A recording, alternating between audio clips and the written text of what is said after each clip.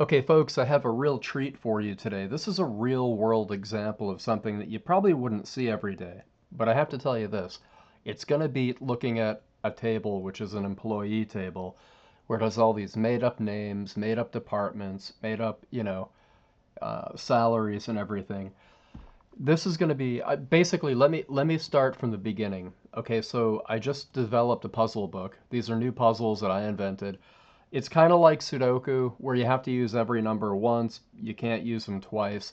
This has the numbers 1 through 6, but what the added thing is, things have to add up side to side and up and down. So if you look at the solutions, here, this row has to equal 6. Well, we had a 2, so there's a 4. Okay, why am I showing you all this? Well, if you think about it, if there are if the number is 1 through 6, how many different combinations are there where you're not repeating the numbers? Well, it's really 2 times 3 times 4 times 5 times 6, which you probably figured that out just as I'm explaining this. That's 720. Do you think I want to sit there in Notepad or Excel or a piece of paper and just by hand write out all the combinations? Not a chance.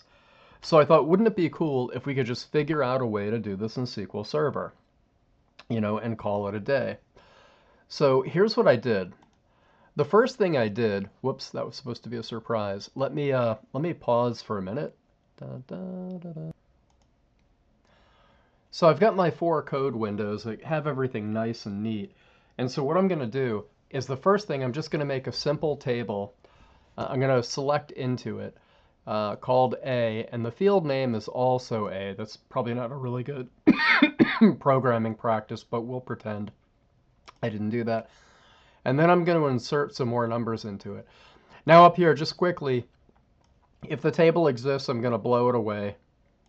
If exists, select from SYSOBJECTS where the name is A and it's user table, da. And then I'm going to select the value 1 into A, and then I'm just going to add all this other stuff. So it's real simple, and then I'm going to do a select from it. So boom, here we go. All right, well, there we go. So we have a table with one field, and it has the numbers 1, 2, 3, 4, 5, 6. But how does that help us? What does that really do for us? Well, so far it does very little because, I didn't need to do all the SQL code to get this. I could have just done that in Excel. But wait. So in this next code window, what do we have? Well, what I'm going to be doing is I'm going to be selecting from the same field, from the same table, 6 different times. And the first time I'm going to call the field that we generate A1, and then A2, A3, A4, A5, A6. Sounds like we're playing Battleship. I know. We're not. Hit! Oh man, you sunk my sub. Okay. Yeah, speaking of that, I could use a sub right now. Yeah, maybe Italian combo, little soda. Oh wait, I didn't say all that. Oh, this is driving me crazy. That should have 1 space. Yipes. Okay, so what I'm going to do is I'm going to run this, but remember, one of the requirements is there should only be 720 records, because we don't want, well, first of all, let me just run through this to show you, okay? So does everybody see how I did this? I generated 6 different fields by pulling from the same table, but do you see the problem? You probably see it immediately. This first record has all these 1s in it. I only want 1, 1, and 1, 2, and 1, 3, regardless of the order. See, there should only be 720 records, but really here, now, this is 6 to the 6th power of records, so it's, let's see, 36, 216, square of that. It's probably like 45,000 records or something like that. Anyway, oh, okay, so I was off. I was off by 1,000. But anyway, so 46,000 records. I'm not going to go through here and delete all the ones that don't count. See, this doesn't help. We're getting there, but it's not very helpful, okay? But trust me, if I was doing this by hand, I'd still be writing stuff out, and I wouldn't be very far along, and I probably would have made 10 mistakes already. Why? Because I'm like that. Okay, so now let's go to the next window, and we're going to do something amazing. You guys want to do something amazing, right? I thought so. Okay, you're still here? You must like my jokes. Okay, I do. All right, so now this is probably what you were anticipating we were doing. This where clause is what has all the teeth, okay? So what we're saying is, after we do this, after we do, like A1, okay, let me just go back to the top up here. A1 and A2 should never have the same value. So I'm saying A1 should never be equal to A2, and A1 should never be equal to A3, and all the way on. But then, that only helps me with the first field, or the first column. Then I got to go back and say, for the second column, it can't be equal to the third, and the and the fourth, and the fifth. You get it. So it just kind of goes all the way through. So you're basically saying that that row, it's not distinct, meaning it's the only record of something, but it's distinct in that the fields are distinct. So there's, only one, okay.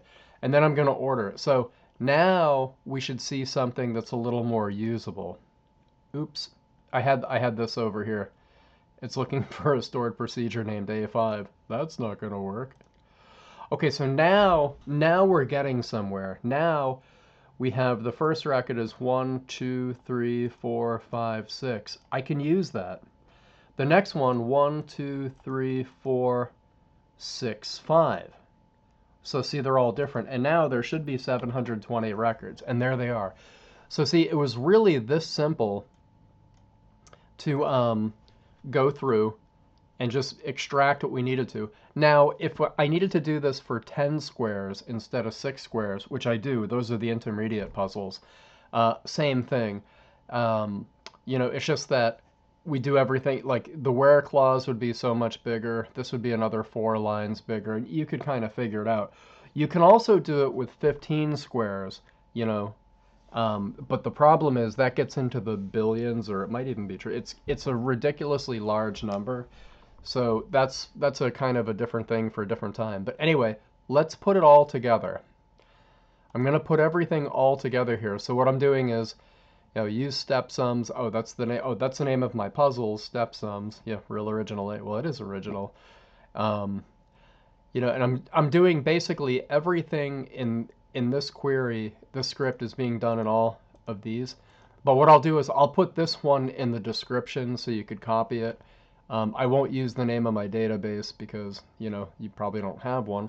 But anyway, the only thing different about this is, well, let me just run it for you real quick. Okay, the only difference between this and this at the end of the day is these say A1, A2, A3, A4, and I probably got sick of looking at that, so I changed them to position 1, position 2, position 3, and how did I do that? It's magic. No, it isn't.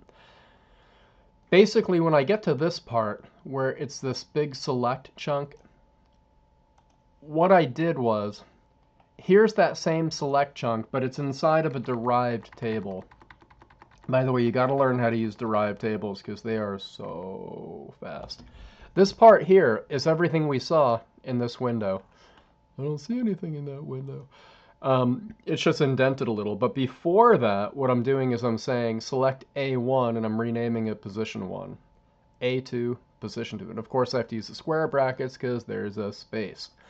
Okay, and then I'm selecting it into this thing called StepSums 06 puzzle map, blah, blah, blah, blah, blah.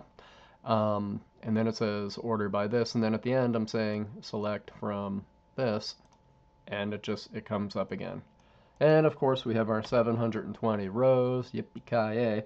And then what I did in a different database where I actually use this to manage this information helps me to a degree. But you know what it really needs? It needs 2 more fields, because I'm putting 120 of these puzzles in each book, the ones with like 6 squares.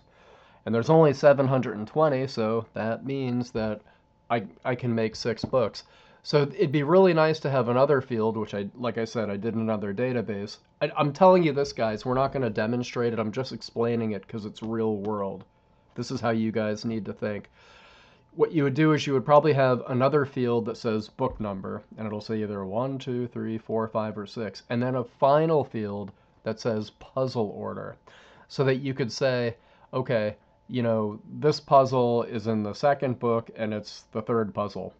And by the way, those things would not be in the same order this is. I'd go through here like randomly and say, okay, this this is puzzle 1, and that goes to puzzle 1, and these two go to, puzzle 1. And then I would just give them random orders, so if that makes sense. Okay, I know, this is the longest video ever, but because you stayed on, okay, I'm also going to put a link in the show notes or the details or the description, that thing at the bottom that nobody ever looks at.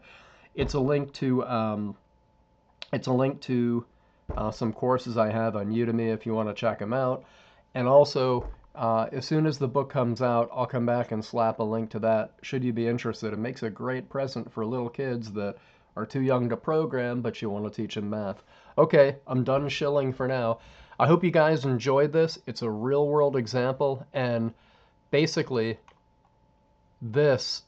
once you have that little table, with the one field in it, this part here is the meat and potatoes, if you're into that kind of thing.